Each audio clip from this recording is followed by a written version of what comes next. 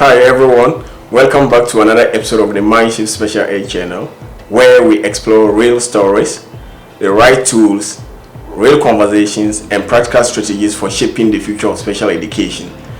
As usual, I am the host for today's episode, and today's episode brings you a powerful conversation with two incredible special education teachers, one from high school and one from middle school. Together we will explore what really happens inside their resource classrooms and the help they give to students growing from early adolescence to graduation. So if you are a special education teacher, a general education teacher, a school psychologist, a guidance counselor, a principal, or an advocate, this is an episode you don't want to miss. So please stay with us for us to enjoy this discussion. So let's start with the introduction. Miss Stover and Miss Ennis, you're welcome to the Mindshift Special Ed Studio. Thanks for having us. All right, so let's start with an introduction. Miss Stover, I'll start with you. Okay. Hi everyone. I'm Miss Stover, and I am a high school resource teacher. I'm going on my 12th year of teaching. Okay, thank you. Hello everyone, my name is Miss Ennis and I am a middle school special educator and I am going on my 7th year of teaching. All right, thank you very much for the introduction. All right, thank you very much. As you can hear, my invited guests, they are all resource teachers and they have been in this show before. So we are about to start the discussion. So can each of you briefly describe what a typical day looks like in your resource classroom? Let's start with Ms. Toba. All right. A typical day in my classroom, when my students enter the room, we do a little debriefing. I welcome them. Okay. They come in with a lot of challenges from struggling in their core classes. So I give them time to debrief, talk with me about some things that might have hindered them in their other classrooms before we get started on our lesson. Okay. Typically, my lesson is a mini lesson where I work on some of their weaknesses. And then we build from there. They go into practice mode. I practice with them, and then they go into independent practice time. Okay. During independent practice time, that's when I assist students with working on their core work, other things that they might have struggled in. Okay. And then we conclude our lesson, we debrief, and then that's a typical day in the resource setting. Thank you for that response. Okay, Miss Ennis? Okay, so at the middle school level, our kids, especially for the ones who are coming from elementary school and they're now in 6th grade, okay, it's a little bit slightly different, but we still have similarities as the high school teacher just shared with us. Okay. So inside the classroom, so first of all, I will stand at the door, greet my students, let them start off with a motivational word. So, I get them in the atmosphere of warming up, and, just have a little mini conversations. How you doing? Because I have them first thing in the morning.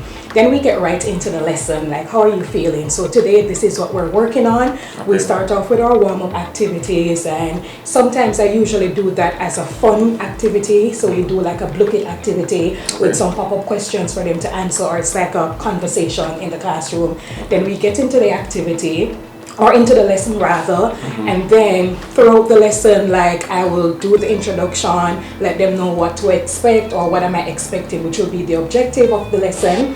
And then, I take them through the aspect of the content-wise. Okay. Then for guided practice, I will be going through different questions with them, having conversations, getting their feedback, and then comes we usually give them like a brain break. Okay. For those students. So we give them like a 5 minutes after the guided lesson. So we just give them some time to just process that information.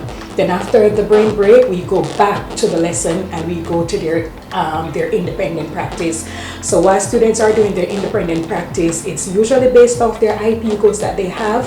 So different strategies, different accommodations will be using throughout the independent practice, and I will just go around, monitor the student to see what they need assistance with while they're working and stuff like that. I'll be at my table, a student can come to me, or I'll go where they're sitting in the middle of the group and we're just talking, fix this right here, do that right here, and then we conclude the lesson with something interested, like what do you learn today from this lesson, or what do you think that I could do better to make this more interesting for you if you believe that you didn't enjoy this lesson? Because we have to make our lesson fun and entertaining for them, want to do it, because we know how our students feel about academics and stuff like that. Okay. So that's what it is. All right, so let's look at what type of support, or what kind of student do you normally support in your resource room? So let's look at what are their most common needs. Okay. a majority of my students have learning disabilities. Okay. I do support some students that are listed intellectual disability, but it's very mild. I also have some students that have emotional disabilities, but they still are functioning at a level where they can be in the resource setting. Because in the resource setting, in the high school environment, they have to be very independent, be able to get to their classes on time, and be able to come to my room for support. When they're in my room for support, we try to work on strategies that will help enhance them, things that they can use in their other classrooms to help support them. When they come to me, most students, as well as the parents in the high school level, their mindset is my child going to graduate. So we kind of shift. There's a shift from middle school to the high school environment, even for us as teachers. We know that the IEPs are there and there are weaknesses there that we need to work on, but we also have to maneuver and be able to work with them on their core work so they get their credits to get to their high school diploma, which is the ultimate goal for the child and the parent. When the parent calls, the first thing they're saying is, why is my child not passing? Not, are you working on part 1 of the IEP goal or part 2? So we have to learn how to blend that instruction to meet their weakness as well as meet the things that they're working on in their core classes like history, physics. We have to all be able to mingle that together in the resource room, and that's a task that I'm still learning each day to do and each year to try to get better at, because it is a juggle and there's no one fit way to do it. And the one thing that I would suggest for any teacher is to teach the child. Teach to the child. Yeah, there are standards that are put in place for each child that we should follow, but you're not going to get anywhere past the standard if you don't build their confidence and learn what your students actually need. Some students need motivation, and once we motivate them, because they're tired of failing over and over again, once we motivate them, let them know that we care and show them that way through actions, we usually can help them meet the threshold and see some progress that'll spark in them, and they'll continue to want to do for you and to learn to stay on track. Thank you very much for that response. Okay, Miss Ennis, let's hear from you.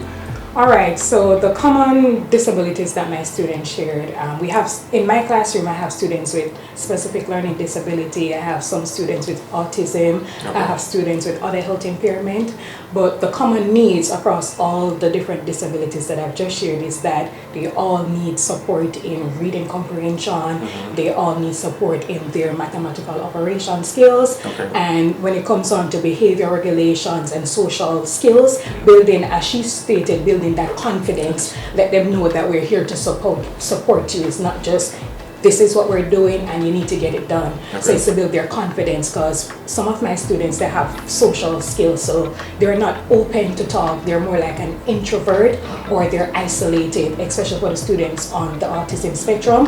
So you have to try and figure out what strategy, how are you going to make that connection with the student, because if you don't build that relationship, there's no way you're going to get to that student. So those are some of the common needs that they have in the classroom that I try to reach each and every day when they're in my presence to work with them. All right. Now that we know their common needs across, let's look at some of the strategies or tools that have been most effective in your classroom.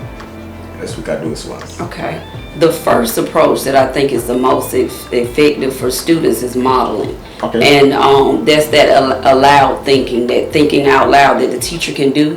When we're teaching any concept, we want to always try to give them that background knowledge. I think that's the first step in teaching any strategy, your background knowledge and modeling. Once we teach it, not rushing it, practicing it with our students over and over before we set them free. So those are some of the strategies over my years of teaching that I've found need to be implemented by all teachers, especially when you're teaching new concepts. Okay, that's good. Miss Ennis? Yeah, for me, I will start off by saying communication. You have to build, again, communication goes a long way, and you have to know your students so that they're open to communicate with you. So what I try to do is to build that communication and then another strategy that I've used is like, I have students who struggle a lot with writing. So some of the times when they're in their general education classroom, say for example like an 8th grader, they'll be doing like essay writing, the teacher is expecting of them to write 6 paragraphs and beyond. Okay. So when they come to me now, that can be a frustration for students, especially if the assignment is not being chunked, okay, or if they need additional time to get that done. So when they come to me now and we're doing writing, I usually present them with a graphic organizer. All right, this is the topic that you're going to write on. This is a graphic organizer that you're going to use to plan your details. You're going to break it down step by step along the way, and then you're going to combine all those details together, okay, and then you're going to use it to create that paragraph that is expected of you from your teacher. Okay, so let's look at how we collaborate with general education teachers to support inclusion. Okay. In the high school environment, and this is not to say for all high school environments, I wish the high school environment that I'm currently in, we offered a little more inclusion.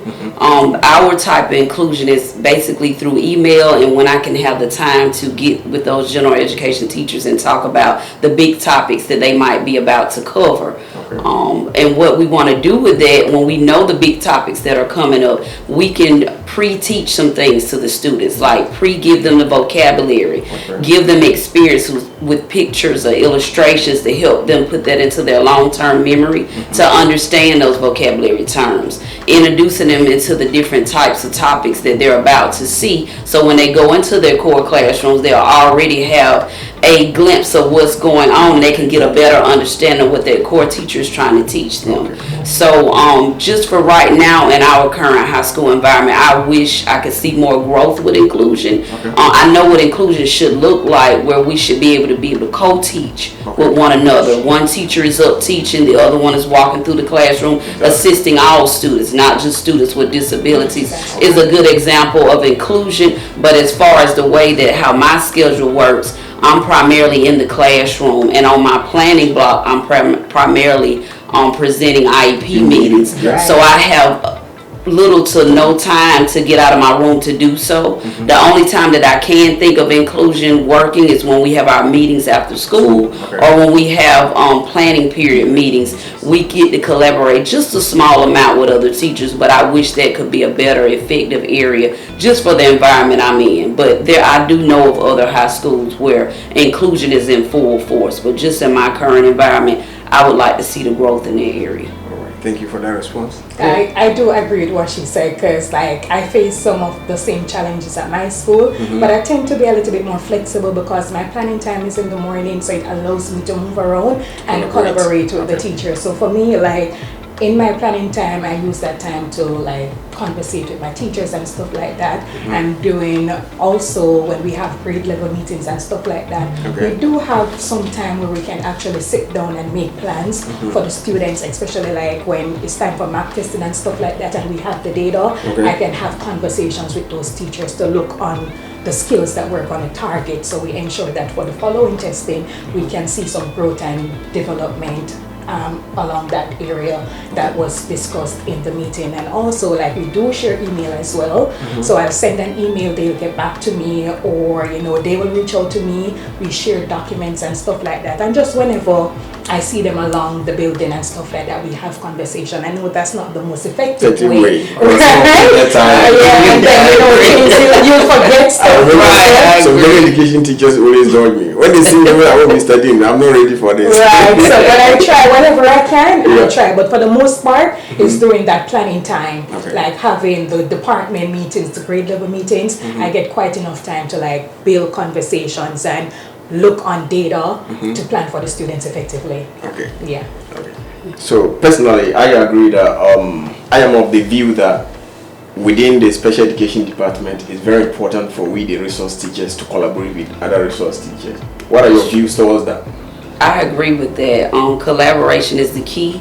We can play off each other's ideas. If something works for her, I can come in and watch her, and it might work for me as well. And then we can grow in that area and build our own curricula. Because right now, not that I know of in the United States right now, but just doing a little bit of research, there's not a certain curriculum for special education. That's right. Yeah, that's Which I understand some of the premises of why, because all the students are different. Like what works for this one child might not work for the next, so I understand it. But I do think there are some pivotal moments in learning that should be stretched across all teachers. Just like making sure we build that background knowledge, making sure we take time and teach the whole child, just not to a standard. Listening to students, having more conversations in class, things of this nature, it helps build their learning. And when they come into our rooms, and she might can attest to this, some of my students will say, well, why my other teacher didn't show me this way, or why didn't they? And they were like, done, we wasted all that. They get upset, and they're like, done, why they don't teach like you teach? Right. So I think we can meet some of these gaps if maybe our regular education teachers were trained like special education teachers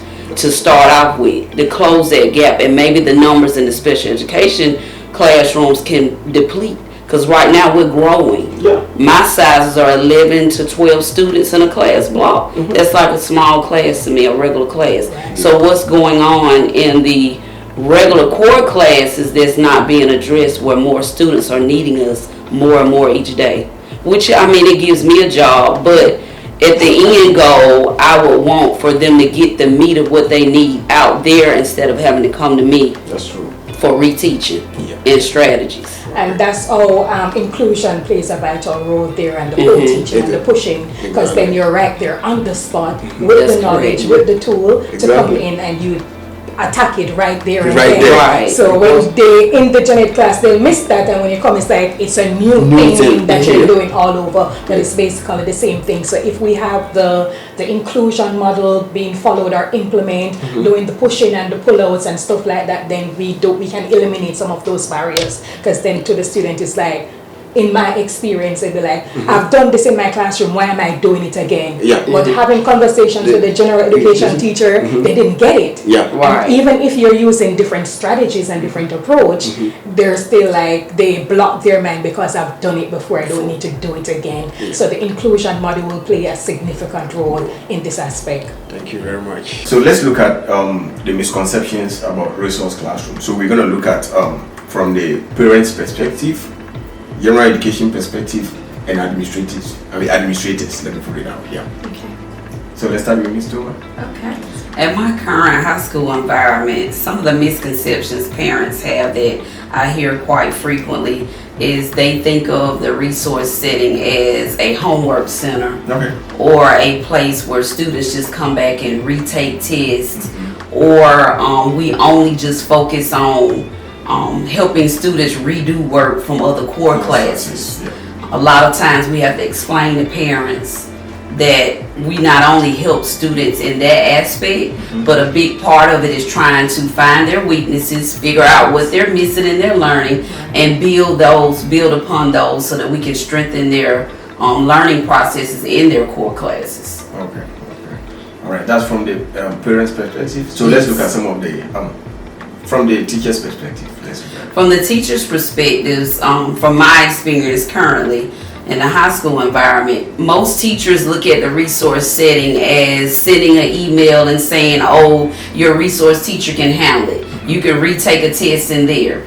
Or you can go back in there, you're not testing well with me today, or you're showing out, go to your resource teacher. A lot of general education teachers look at us as somewhat of a daycare, to be honest. Exactly. When they can't handle a student, or they feel like they're tired and it doesn't fit their curriculum that day. Or I've even had some teachers didn't even attempt to let the child come in the door, and I'm getting an email saying, well, I'm teaching this and this today, can such and such come in your room? I pretty much think they'll learn it better in there. You do miracles. From my perspective, we're not miracle workers. We are passionate about what we do, and we try to teach to the whole child. That means we try to learn how to understand them, hear them out. Sometimes teachers neglect that part when students come in the room. You can tell by their mannerisms and their physical behavior that they're giving off. They got some issues going on. Sometimes it just takes the question of, are you okay? Come and sit with me for a minute before I start teaching to see what's going on. And it just opens up the door, and they'll tell you, once you build that connection, they will tell you everything. Exactly. And then you can go from there, and after they feel comfortable with it, they'll just continue that path of growing with you, and it opens the door for learning. So there's a lot of misconceptions with general education teachers that we have to face daily, especially in the high school environment. I remember one general education teacher told me that if they don't send students to our classes, they will just be sitting idly. Yes, I was very shocked. Yeah, that's true. I've been in high school for about 4 years, and So you don't even know. You have a lot of free time. Exactly. Right. Like we guys, we don't do anything, but then remember, Yes, they definitely feel like we don't do anything, Right. and whatever they're doing, and they didn't finish in that room, we can just pick it up right then. And I have to let them know, oh, I'm doing a special testing today to see whether I won't be able to assist you with this. Maybe we can work something else out. And those are some of the hard truths that we have to deliver to some of our general education teachers. Right, and sometimes they feel like they are the real teachers, Exactly. and we assist. So I'm teaching, this is my curriculum, this is what I'm working with. If you're not through, go to that teacher, she will assist you with that. So that's how they view us, like some assistants, and we're not certified in our area, and they are the real teachers. And they also view us as experts. We're experts in physics. We're experts in English. Right. And I tell my Everything. students, I'm a teacher, but I don't know everything. You're a student and you don't know everything. I'm here learning when you're learning. And then I have to remind students as well that I've been out of school for some years now. So how many years ago? 20 years ago I did this? Like, I'm learning with you. That's a misconception too, that we're expert in every area. And sometimes I have to send my students back. Go back to the teacher that gave you this, because I'm not understanding how they want you to present your knowledge.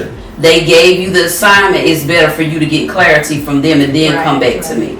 So sometimes it has to be that hard, send them back. And once you do that and start building that rapport with a general education teacher, they'll feel like, okay, well, I can't just see you anytime. It'll be more preference to why that student needs to come to your room. And some of them will just even say, they will not even find out whether we are in an IEP meeting or we are They don't they'll pass. They don't all pass and go see your teacher. Even sometimes you're teaching and they will send them while you're in the middle of a lesson, and they keep beating down the door. Hey, I need your help. Just like that. It's crazy. Because the day I was having an observation, one student, boom, boom, boom, no, I'm coming to write the test. I was like, I'm in the middle of teaching. We're the helpers. You see, exactly. We do everything. That's it. So, from your side, let's look at parents' perspective.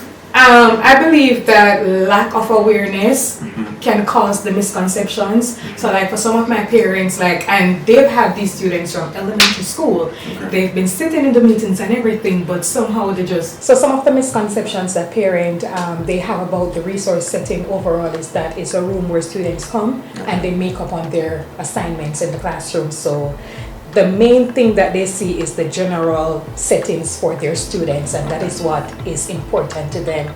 And if their child does not finish whatever is given in the general education classroom, then they come to resource settings, and we are supposed to give them the opportunity to finish up their missing assignments. You'll have parents texting you, can my child work on this in your room when they come tomorrow? They don't see it as if they don't get it done, then they go home and do it as homework.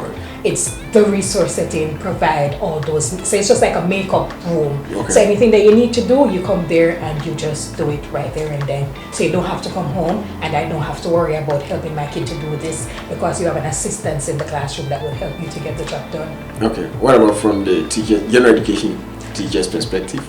So from the general education teacher's perspective, they believe that the resource teachers work with the students who are behind and they're not able to function with their peers. Or if, say for example, if you have a student with a behavioral needs, they do have the behavioral intervention plan, the strategies are outlined, and we have conversations with them as in how to implement those strategies inside their classroom. But when those situations arise in the classroom, they put them outside or send them to their resource classroom. So come to Miss Ennis and let Miss go and talk to her. She will solve your needs and stuff like that. So we're just helping. We do all the things that they're supposed to do or supposed to assist with, because they're supposed to thrive in the general education settings. So we provide them with the tool, but they don't want to take on that responsibility. So they send us to us. If you need to make up your work, come to Miss Ennis. If you need help with something, go, whatever it is, just go to Miss Ennis, because they don't want to deal with it.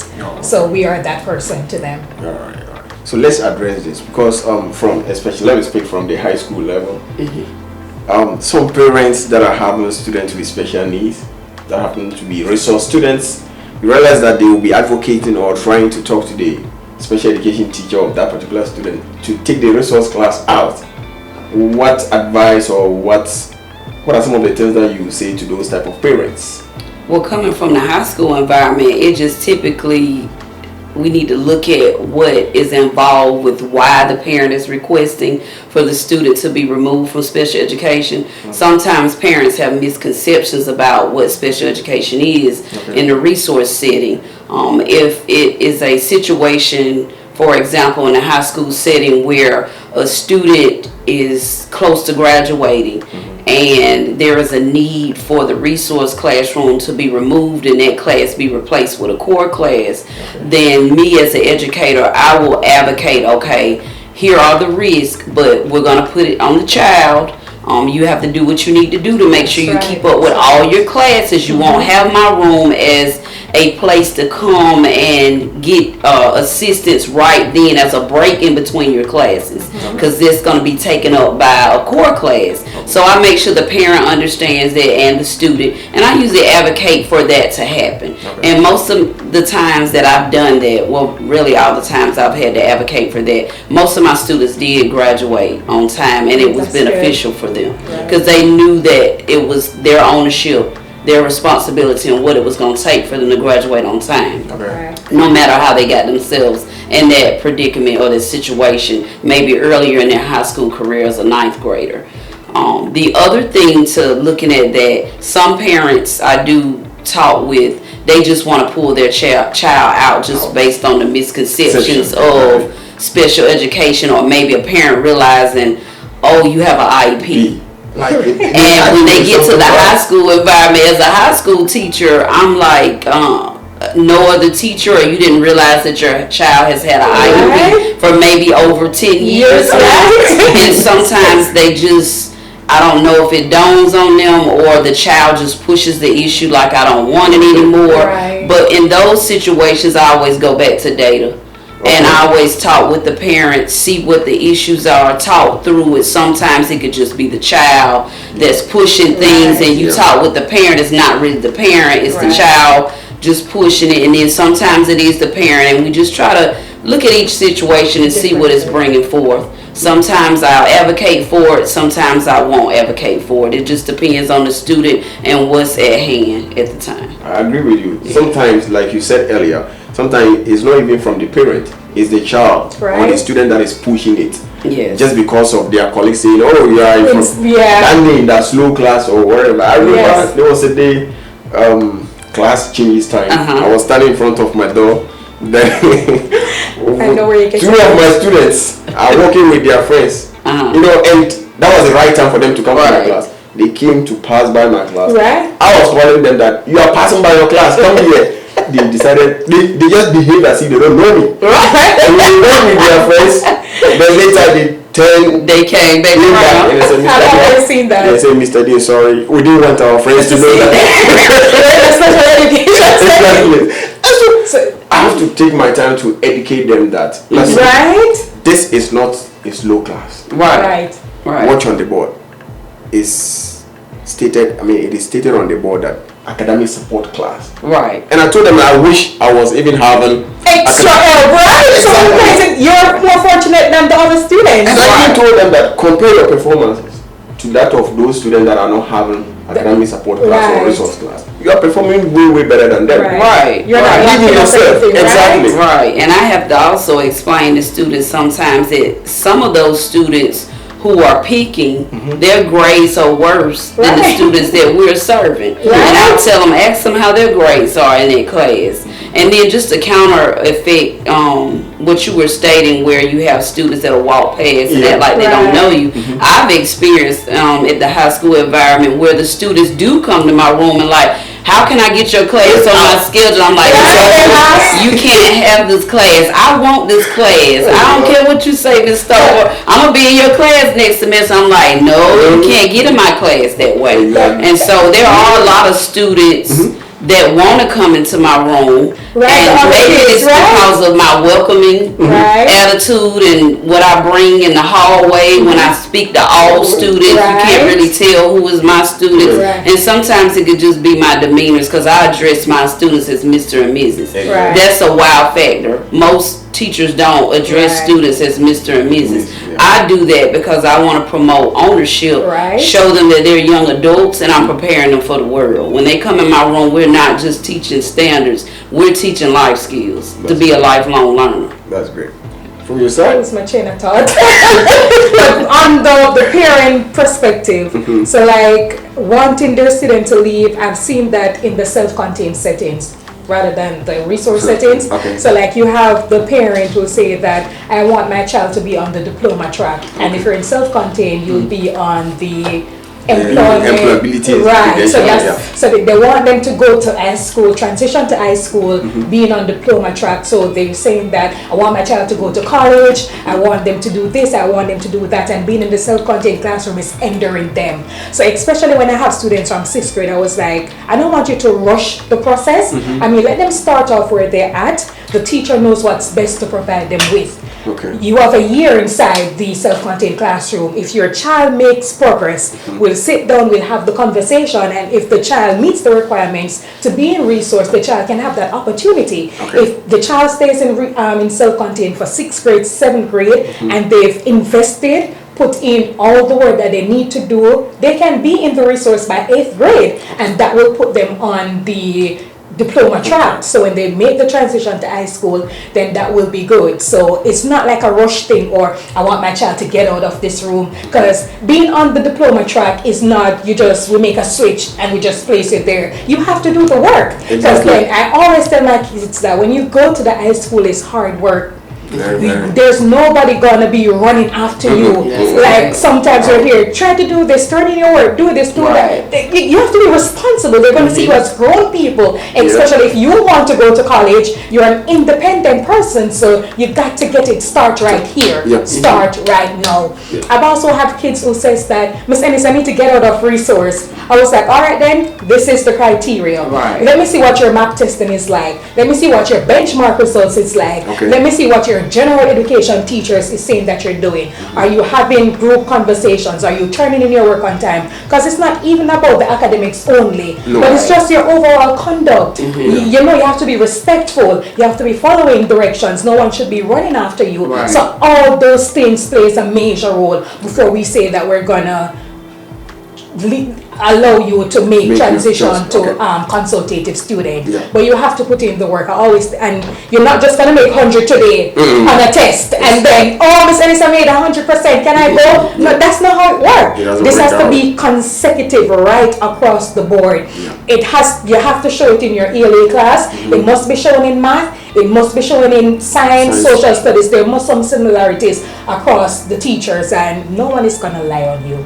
The teachers want to place you first, and we want growth. And that's why we teach. We have passion for this. We want you all to succeed. We want you to win. So we're not going to lie on you. But if you put in the effort and your teachers are here to support you, of course we're going to, if we see that you need to go to consultative, I am glad. I am all in for success of our students to make transition from resource to self-contained. That's a check for me. I feel good. I am working, but hey, if you're not doing that, I am not sending you, because you're not going to paint right on my name to let you go to consultative, and the teacher is like, then how this Miss Ennis says that this child is performing at this level and he's here struggling with this basic concept. You get what I'm saying? So you have to put in the hard work. It's not, hey, I need to leave this classroom and I just say, all right, then we're doing a meeting. And no, that's not how it works. So let's look at a newly hired special education teacher.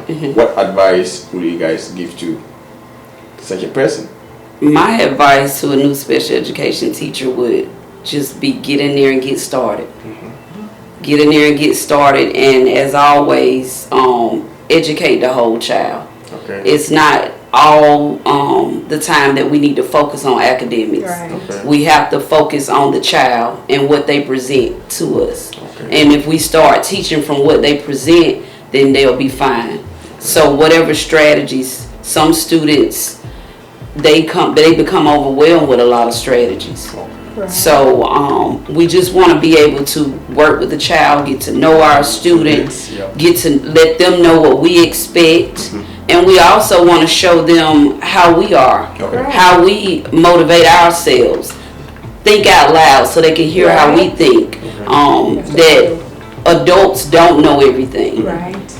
Just be real with students. Okay. I think that's what they want. Have conversations with them. A lot of my students say they care for being in my room because I allow them to be open. Yeah. They know they can come and ask me just about anything. Some of the stuff that they wouldn't ask some of their core teachers, Right. but I allow it in my room to a certain extent. We're going to be professional about it. Right. But sometimes they just want to know. True. And when you address the whole child and you just get started and do what you feel is right, and you always keep them in your forefront, then I think you'll be fine as a new educator. Right. And just one more thing I would like to add, just surrounding yourself with colleagues that can support you. Right. Don't try to reinvent the wheel. Go ask for help when you need help. If they can't help you, maybe somebody else they can direct you to help you. That's right. So just finding you a support system, finding you someone you can vent to, those are the things that good teachers need to have all the time. Right. Even me, going in my 12th year, Right. I have to Still vent needed. to as well. You find you a safe person that you can be able to vent to continue getting through the day, because it does get tough being a teacher. Right. Alright. And I'm Thank glad, you very much. right, and I'm glad she said that too, because like it was in my last semester I was sharing with my other resource teacher that, this feel like my first year of teaching. It's like education goes a long way and things happen and it's always evolving. Yes. So there are always new things that you're gonna learn. Yes. I was like, this feels like my first day, and she was helping me with something, and she was like, look at us, like last year you were the one who was showing me how to do this, showing me how to do that, and look at me helping you. So it's like, you're building the relationships and you're collaborating, and it's each one help one. So it's not like a one person thing. Yes. But for my response to your question, as that I will share with your first year teacher, is to build positive relationship. Build the relationship with your students, positive relationship, get to know them. What are their wants and their needs? What do they like from what they don't like? They'll see that you're interested in getting to know who they are as a person and not just here to just present them with this document. So get to know your students, get to build positive relationship with your parents. That goes a far way. Education is a lot, it's hard work, and you can't do it by yourself, so give yourself grace. And what I will say, because I learned this the hard way, document. Documentation is your best friend. So document everything. Get a logbook, just write. You never know when that book will be helping you. So document, right? Document your stuff. And then I would say find a mentor, find someone that you can lead to, as what she just shared with us. We all need help. So lean with someone who's going to help you, is going to steer in the right direction. So that will be my advice for a new special educator. All right. Thank you very much. Yep. Okay, Ms. Tova, Ms. Ennis. Yes, sir. Thank you very much for sharing your stories, strategies, and hacks with us today. Yes, sir. Based on your responses and your submissions, clearly you can see that the resource room is more than just a classroom. Yeah, matter of fact, it's a lifeline for many students. Yes. Yeah, and for our listeners, please subscribe, like, share, and stay connected with the Mindshift Special Ed channel for more conversations in order for us to change about how people think towards learning. And keep connected with the Mindshift Special Ed channel again for more conversation like this. Until next time, stay connected. I was about to say clap that.